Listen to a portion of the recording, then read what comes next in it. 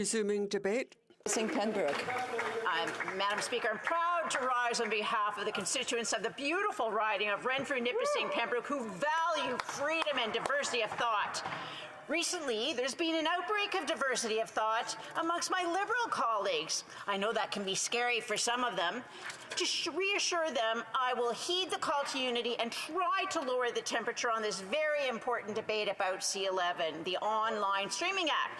Now, this may disappoint my biggest fan, the member for Winnipeg North, but he will be delighted to learn that I've saved a special section just for him. When a smaller bill was first introduced, a similar bill last Parliament, I went on my Facebook Live show, the GNN, and described it as a serious threat to freedom of expression. I stood in the House and described it as a serious threat to freedom of expression. The media, to be fair, much of the public, shrugged off these concerns. As outlined in my first speech, this bill would have little effect on popular mainstream expression other than to make it more expensive. The threat to freedom of expression with this bill comes from the impact it will have on smaller, less popular minority expression. It was only when the government members of the committee, in a coalition with the NDP and the Bloc, removed the legislated safeguards on user-generated content did everyone online become aware of the threat this legislation posed. Fundamentally, Canadians understand that if the government has the power to regulate, promote, or demote their online expressions, then that expression is no longer free. My Liberal colleagues will raise hue and cry and claim the Prime Minister doesn't want to censor Canadians' cat videos. And that's true. The Prime Minister doesn't want to censor your cat videos. He wants to tax them. The Prime Minister doesn't want to, what he wants to do is to tax Canadian and foreign artists not covered by the current Broadcast Act. He wants to tax them and give that money to the powerful media and cultural lobbies. Of course, arts groups who profit off this bill support it. It's the artists who don't have a powerful lobby organization who pay this new CanCon levy.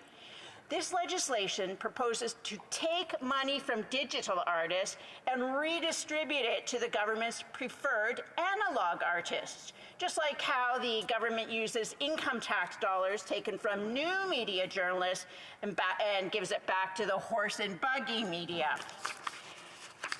This government really wants to tax Netflix, but doesn't say it wants to tax Netflix. And in order to pull off this tax without saying tax policy, the government is changing the very meaning of broadcasting, which takes us to the heart of the problem. The Broadcast Act, by its very nature, places restrictions on Canadians' right to freedom of expression. And I want to repeat this to be absolutely clear. The Broadcast Act is designed to limit and regulate freedom of expression. The reason it has not been struck down for violating the Charter is because those limits are reasonable. My constituents know I will defend their freedom, no matter what. But they understand there can be reasonable limits. And the Broadcast Act is an example. It places limits on Canadians' freedom to broadcast their expression. The reason is the technology. If all Canadians with electricity and antenna were able to broadcast their individual expression on whichever electromagnetic frequency they chose, everyone would cancel one another out, and no one would be heard. By the nature of the technology, the freedom of one person to use a particular frequency impacts the freedom of everybody else to use that frequency. Broadcasting technology, by its nature, requires broadcasting regulation. Without broadcasting technology using limited public airwaves, the federal government has no legal right regulating the content that carries expression from Canadians or to Canadians. Our predecessors knew having control of Canadians' expression over public airwaves was something best kept at arm's length from Cabinet, so they set up the CRTC.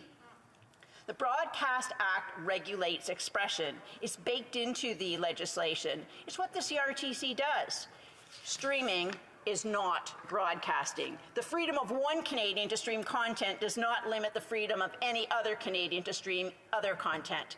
And as we much appreciate Canadian authors and Canadian painters, we don't legislate the content of bookstores or art galleries to promote their expression over foreign expression, not because a foreign author or painter has freedom of expression, but because Canadians do. We cannot pass legislation which limits or restricts Canadians' access to artistic expression. We cannot pass legislation to regulate any expression which does not infringe on the rights of other Canadians' expression. If the House proceeds with this fundamentally flawed legislation, it'll be infringing on the rights of Canadians. Most Canadians won't notice the infringement beyond paying higher streamlining bills. Netflix and Disney can afford to hire Canadian lawyers and lobbyists and to have lunch with the chair of the CRTC. They'll be fine. Majority expression in a democracy is rarely threatened. It's the minority expression that suffers. For example, what about the foreign language streaming services? Take the streaming service TFC, based in the Philippines. They stream thousands of movies and television shows in Tagalog, and TFC accepts Canadian credit cards. The riding of Winnipeg North has 20,000 people who speak Tagalog at home. The member for Winnipeg North may want to be absolutely certain this legislation won't cause the TFC to block the Canadian internet from accessing its service. TFC may have no choice. Under this legislation, TFC would need to either produce Tagalog language movies and shows in Canada or pay into a fund to support English, French, or Indigenous movies and shows.